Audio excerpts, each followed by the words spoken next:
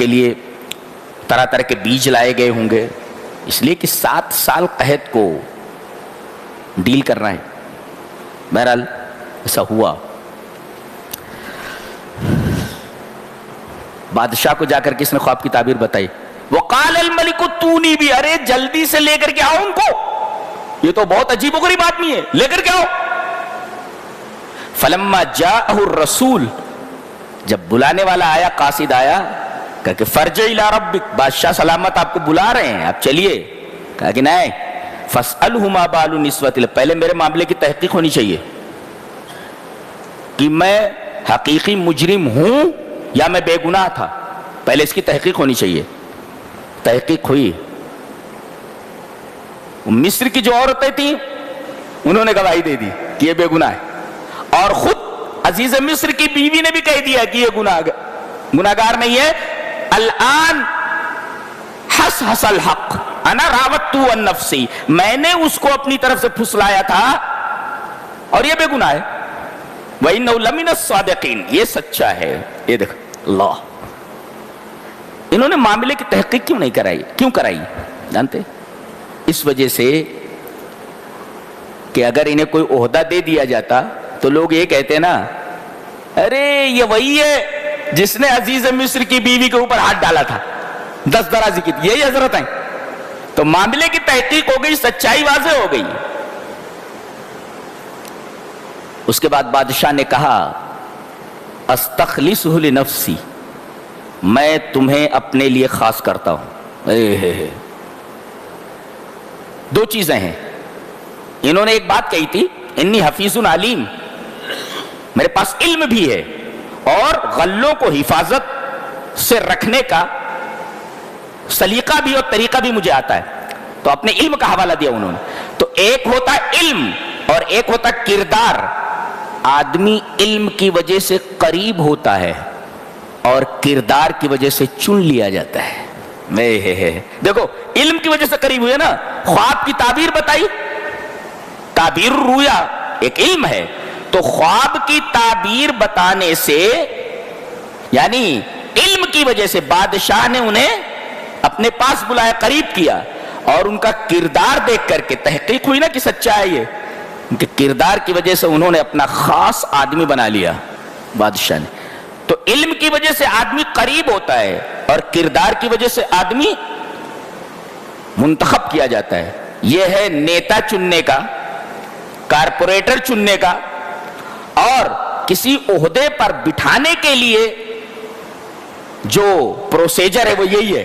ایک تو علم دیکھا جائے کہ اس عہدے کو سنبھالنے کے لیے اس کے پاس علم ہے یا نہیں ہے، اور دوسرے علم تو ہے مگر کردار نہیں ہے، دے دیا جائے تو اس عہدے کا کہیں غلط استعمال نہ کرے، اس لیے کہ یہ آدمی باکردار نہیں ہے، اس عہدے پر بیٹھ کر کے صرف اپنا گھر بھرے گا، لوگ جائیں جہنم میں۔ تو علم کے ساتھ ساتھ کردار بھی دیکھا جائے، یہ دونوں چیزیں کسی کے اندر ہوں تو اسے سپورٹ کیا جائے۔ جی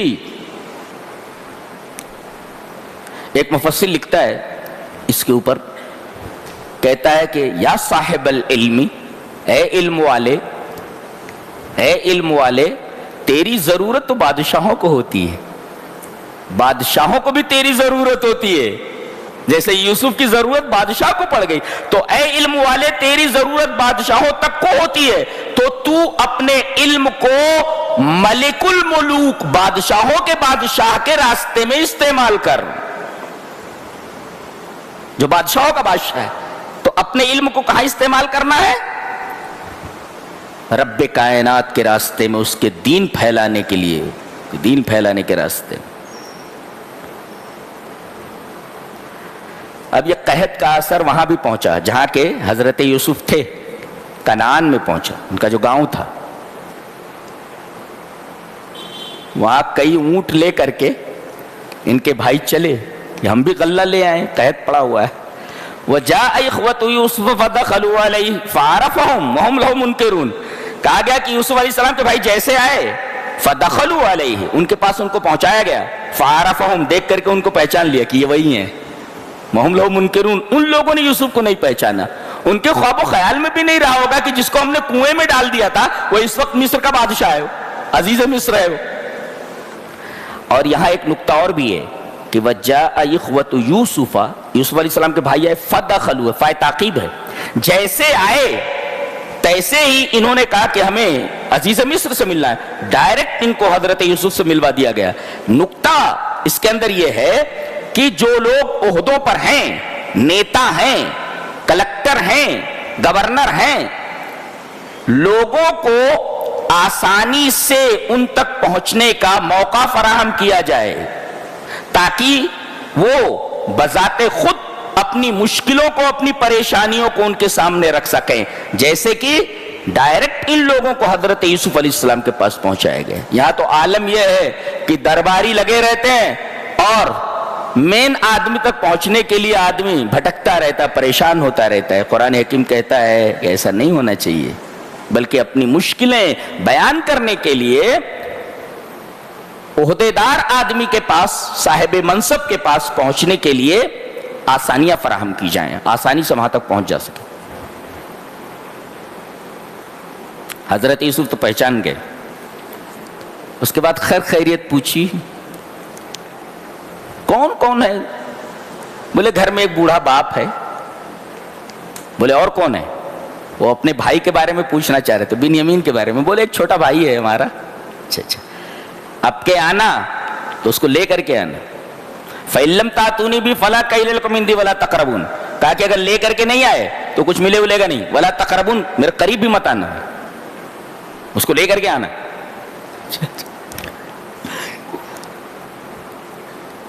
اور انہوں نے کہا بھی اوفی الکیل وانا خیر المنزلین، میں پورا پورا پیمانہ دے رہا ہوں کہ نہیں؟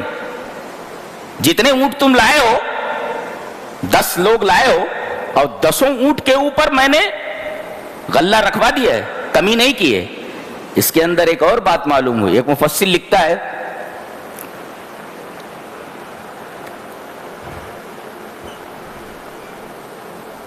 کہ جتنے بھی عہدے داران ہیں ان کو چاہیے کہ لوگوں کے حقوق پورے پورے پہنچا دیں، اوفل کیلا، پورے پورے پہنچا دیں، جس کو لوگ دیکھیں، ما تراہ الرعیہ، لوگ دیکھیں، لا یقرؤون فی التصریحات، اخبارات میں نہ دیکھیں، سچ مچ ان کے حقوق ان تک پہنچا دیے جائیں، اخبار میں نہ دے دیا جائے کہ ان تک سارے حقوق پہنچا دیے گئے ہیں۔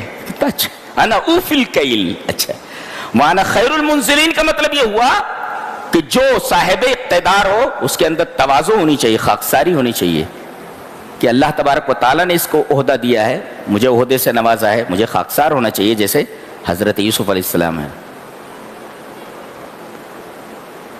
گئے تو یہ جو پیسہ انہوں نے دیا تھا، پیسہ لے کر کے غلہ دیا جاتا تھا، انہوں نے ولما فتحوا متاعهم، گھر جا کر کے جب انہوں نے غلہ کھولا تو دیکھا کہ پیسے اس میں رکھے ہوئے ہیں۔ ارے بولے بہت اچھا آدمی، چلو بتاؤ۔ فلما رجعوا الى ابيهم قالوا يا ابانا منع منا الكيل فارسل معنا اخانا نقتل وانا له لحافظون ولما فتحوا متاعهم وجدوا بضاعتهم ردت اليهم، دیکھا کہ وہ جو پیسہ لے گئے تھے وہ پیسہ لوٹا دیا گیا ہے۔ کہا کہ کتنا اچھا آدمی ہے عزیز مصر۔ اور ابا ایک بات ہے، وہ کیا بولا ہے کہ اگر بنیامین کو اپنے چھوٹے بھائی کو لے کر کے نہیں آئے تو غلہ نہیں ملے گا، تو اس کو بھیج دیجئے نا ہمارے ساتھ، اس کو بھیج دیجئے بھائی کو، اور ہم اس کی حفاظت کریں گے، اور ہم آپ کو شیورٹی دیتے ہیں۔ فلما آتوا موثقهم، شیورٹی دیتے ہیں آپ کو۔ تو حضرت یعقوب نے کہا کہ ویسے ہی حفاظت کرو گے جیسا میرے بچے یوسف کی حفاظت کی تھی، تمہیں شرم آتی ہے کیا نہیں آتی؟ میں اب اللہ کی حفاظت میں دیتا ہوں، فاللہ خیر حافظا وهو ارحم الراحمین۔ پتہ یہ چلا کہ اگر گھر کو، بچوں کو کسی کی حفاظت میں دینا ہے تو رب کائنات ہے، کسی آدمی کی حفاظت میں دینا چاہیے۔ آدمی کی حفاظت کے اندر آدمی غیر محفوظ ہو سکتا ہے، لیکن رب کائنات کی حفاظت میں کوئی آدمی غیر محفوظ نہیں رہ سکتا، اللہ پوری اس کی حفاظت کرتا ہے۔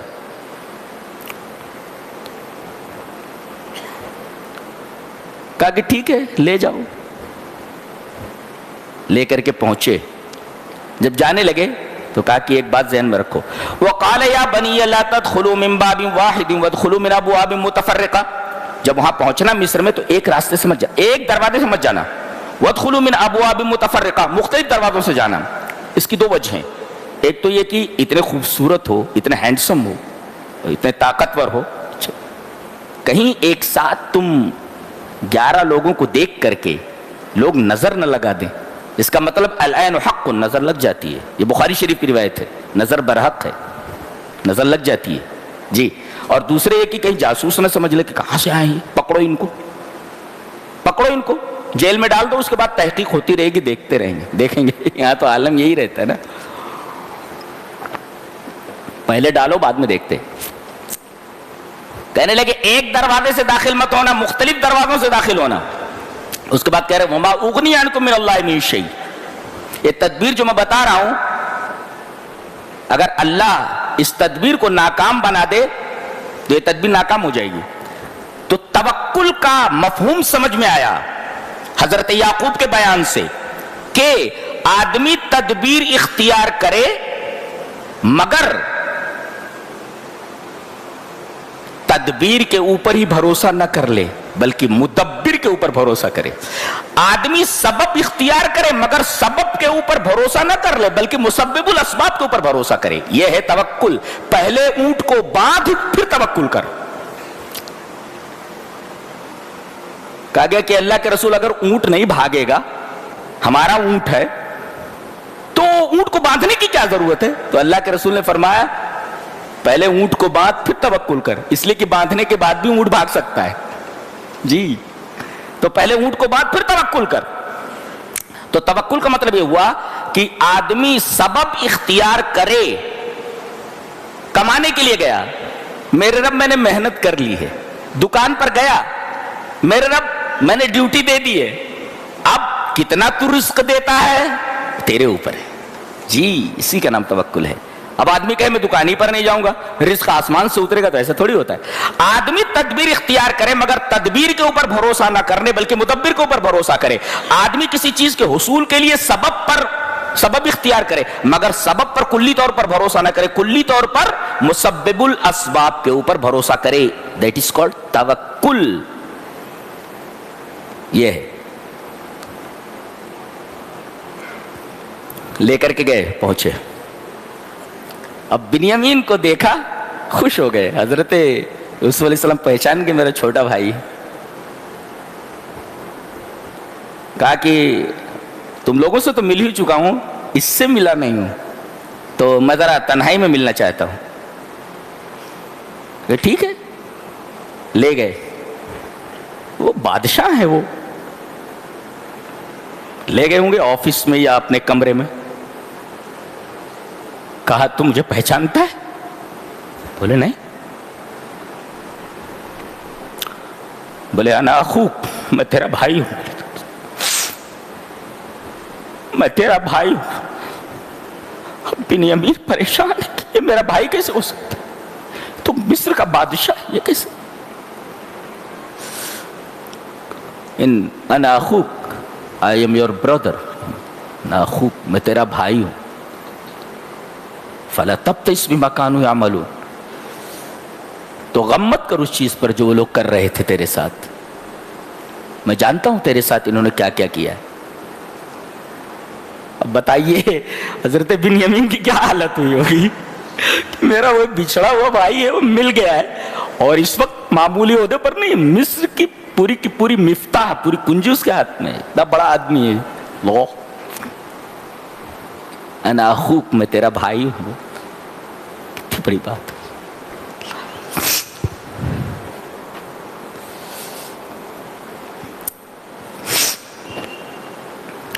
اب ان کو روکنا ہے. تو وہ جو سونے کا پیالہ تھا بادشاہ کا, وہ ان کے کجاوے میں رکھ دیا گیا ہے, ان کے سامان میں رکھ دیا گیا.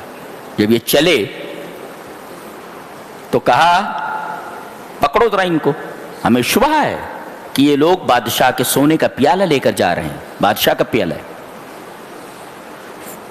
ثم اذن مؤذن ایتها العیر انکم لسارقون، ایک آواز دینے والے نے آواز دی، اے رک جاؤ قافلے والو، تم چور ہو، یو آر تھیپس، چور ہو، رکو، انکم لسارقون، سارق میں چور، تم چور ہو۔ پلٹے کہ ماذا تفقدون، کیا گم ہو گیا ہے؟ بولے قالوا نفقد سؤال ملک، بادشاہ کا وہ جو پیمانہ ہے وہ گم ہو گیا ہے۔ تو پہلے ان لوگوں کو بتا دیا گیا تھا، تو پہلے دوسرے بھائیوں کے سامان کو چیک کیا گیا اور آخر میں حضرت بنیامین کے سامان کو چیک کیا گیا۔ پیالہ نکل آیا بنیامین کے سامان سے کہ اچھا۔ قالوا فما جزاؤہ ان کنتم کاذبین، پہلے کہہ لیا گیا تھا کہ اگر سامان ملا کسی کے پاس تو جانتے ہو سزا کیا ہونی چاہیے؟ قالوا جزاؤہ من وجد فی رحلہ فہو جزاؤہ، جس کے سامان میں یہ پیالہ پایا جائے اس کو رکھ لیا جائے، اس کو رکھ لیا جائے۔ یہ خود یہاں کا قانون تھا، حضرت یعقوب علیہ السلام کے ایریے کا قانون تھا یہ۔ امین سے اللہ نے کہلوا دیا کہ بھائی ہم اپنے علاقے کے قانون کو اپلائی کریں گے، مانیں گے۔ ہم نکلا فبدا بِأَوْعِيَتِهِمْ قَبْلَ وِعَاءِ أَخِيهِ، پہلے ان کا سامان چیک نہیں کیا گیا، بھائیوں کا سامان چیک کیا گیا۔ ثُمَّ اسْتَخْرَجَهَا مِنْ وِعَاءِ أَخِيهِ، بنیامین کے سامان سے اس پیالے کو برآمد کر لیا گیا۔ کیا بولتے ہو؟ کہہ رہے تو چور نہیں ہو، یہ کیا ہے یہ؟ اب ان کے پاس چیرو تو خون نہیں، پہلے کیا بول کر کے لائے تھے؟ دیکھو نا باپ سے کیا بولے تھے، یہ دیکھو باپ سے بولے تھے فَأَرْسِلْ مَعَنَا أَخَانَا، ہمارے ساتھ ہمارے بھائی کو بھیج دو۔ کیا بولے؟ ہمارا بھائی، our brother، ہمارا بھائی۔ اب یہاں جب فائدہ تھا تب تو ہمارا بھائی، اور جب مطلب ختم ہو گیا تو کیا بول رہے ہیں؟ قالوا ان يسرق فقد سرق اخ له من قبل، اگر اس نے چوری کی ہے تو یہ کوئی نئی بات نہیں، اس کا ایک سگا بھائی بھی تھا، بہت بڑا چور تھا وہ سامنے حضرت یوسف کھڑے ہوئے ہیں، بولے اس نے چوری کی ہے، کوئی نئی بات نہیں ہے یہ، اس کا ایک بڑا بھائی بھی تھا یوسف نام کا، وہ بھی بہت بڑا چور تھا۔ فَأَسَرَّهَا يُوسُفُ فِي نَفْسِهِ وَلَمْ يُبْدِهَا لَهُمْ، حضرت یوسف علیہ السلام نے اس کا جواب نہیں دیا، چھپا لیا۔ ایک مفسر لکھتا ہے کہ کبھی کبھی کوئی دکھ کی اور تکلیف کی بات تمہارے رشتہ داروں، تمہارے قریبی لوگوں کی طرف سے سننے میں آئے گی تو اسے اپنے دل ہی میں رکھ لو، اس کو ظاہر مت کرو۔ ایسا ہوتا ہے کہ دل دکھانے والے اپنے ہی لوگ ہوتے ہیں، تو چھپا لو اس کو۔ فاثر رہا، آج بھائی بھائی کا دشمن جی۔ اب وہ منت سماجت کرنے لگے، ہم میں سے کسی روک کر رکھ لو، میرا بوڑھا باپ، ہمارا بوڑھا باپ اس کے بغیر نہیں رہ سکتا، زندہ نہیں رہ سکتا، اس کو جانے دو، اس کی جگہ پر ہم کو رکھ لو، ہم میں سے کسی کو رکھ لو۔ قالوا یا ایھا العزیز ان لہ ابا شیخا کبیرا، اس کا ایک بوڑھا باپ ہے، فخذ احدنا مکانہ، ہم میں سے کسی کو اس کی جگہ رکھ لو، انا نراک من المحسنین، ہم تمہیں ایک اچھا آدمی دیکھتے ہیں، اچھا آدمی۔ قال معاذ اللہ، یہ تو روکنا ہی چاہ رہے تھے، قال معاذ اللہ، بولے اللہ کی پناہ، ناخذ الا ما وجدنا متاعنا عنده انا اذا لظالمون، غلطی کوئی کرے، پکڑا کوئی جائے، یہ تو ظلم ہے، انا اذا لظالمون، اگر ہم اس کی جگہ کسی اور کو رکھ لیں گے تو یہ تو ظلم ہوگا، ایسا کیسے ہم کر سکتے ہیں، تم ظلم کی دعوت دیتے ہو۔ فلما استيئسوا منه خلصوا نجيا، جب مایوس ہو گئے تو وہاں سے ہٹ گئے، کہا کہ اب چلو۔ آئے حضرت یعقوب نے پوچھا بچہ کہاں ہے میرا، وہ تو نہیں دکھ رہا ہے۔ فقولوا یا ابانا ان ابنک سرق، یہ بھی نہیں کہہ رہے کہ ہمارے بھائی نے چوری کی، تمہارے بیٹے نے چوری کی بولتے۔ یہ دیکھو جب مطلب تھا تو بولتے تھے ہمارا بھائی، اب بول رہے تمہارے بیٹے نے چوری کی ہے۔ ایک مفسر لکھتا ہے قمت الانتہازیتی ان تغیر الخطاب